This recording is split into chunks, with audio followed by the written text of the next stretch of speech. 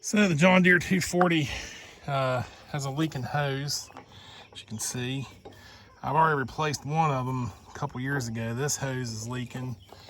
It goes to the loader. Had to use a 24 millimeter wrench to get in there to take it off. So got that loose. Now I'm coming in and pulling the nuts that hold the cab down. It takes a 3/4 socket for that. So next, once I got both of the nuts removed, you can use a 19 millimeter or 3/4 socket on each side. Next, I have to go in to release the cab, and this lever right here, if I push it over, the cab will go up. And what I do is I always get a cheater bar, so that way I can stand out in front of it, of the machine. I'll stand in the bucket and I'll lift it up with the cheater bar, so that way I'm out of the way. Always want to make sure you got plenty of clearance too for the cab to go up. That's why I went ahead and took the hose off of the loader first. Next, after you take the cheater bar and you move that lever back by the seat, I went and got a pry bar and stuck under to help unseize the cab. It's got a pry bar. I move the controls forward, and now I'll just pull on the cab with the handles, and the cab will come straight up. Now that I moved the levers out of the way and I was able to pull the cab straight up, I want to make sure that now that I got the cab pulled straight up, I pulled the levers forward, pushed up on the cab, you want to make sure you use this lock device right here.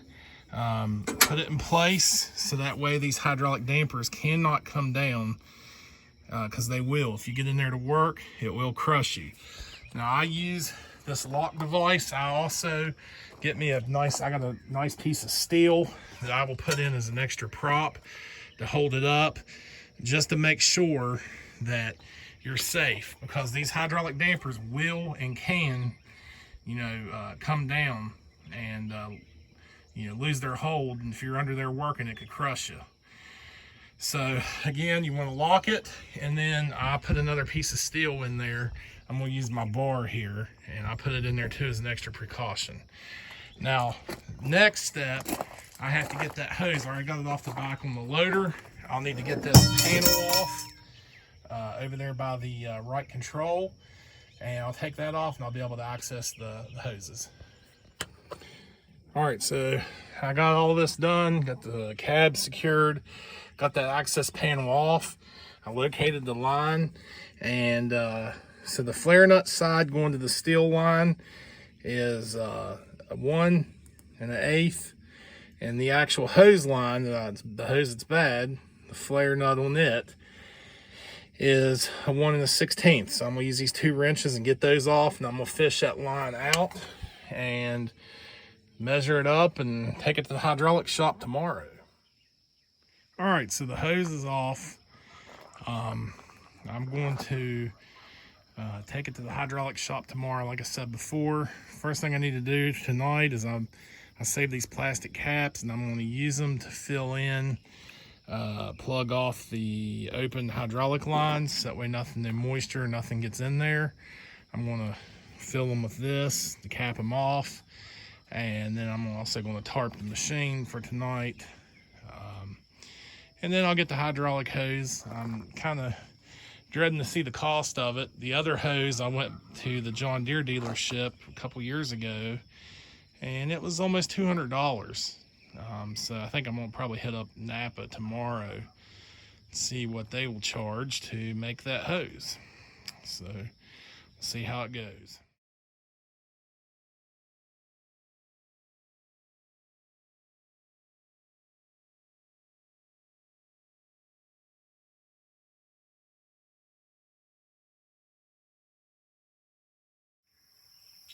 Okay, I got the John Deere 240 put back together, good to go. Had the hose replaced, put everything back together. It took me about, about an hour to reassemble. It took me about an hour to disassemble. It took longer to actually wait and get the hose done. So the 240 is back in business. Took it out, test drove it. Took it out, moved a little bit of gravel there with it. Next project's going to be to put some chains.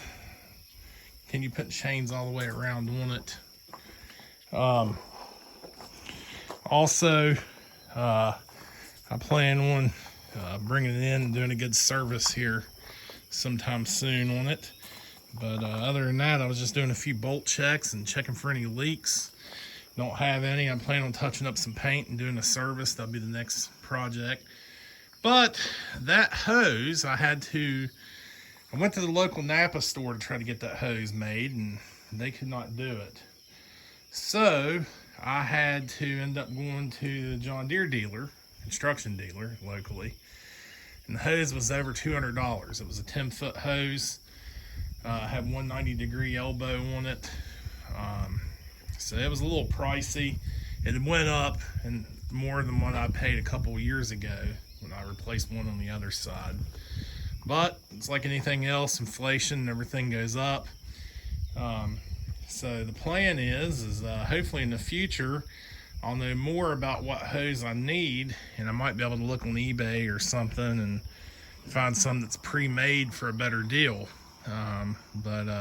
Again, it was a couple $100 fix, but hopefully I'm good to go for a while. A lot of the hoses on this machine are from 2004, so I know I'm going to have to be replacing more as time goes on.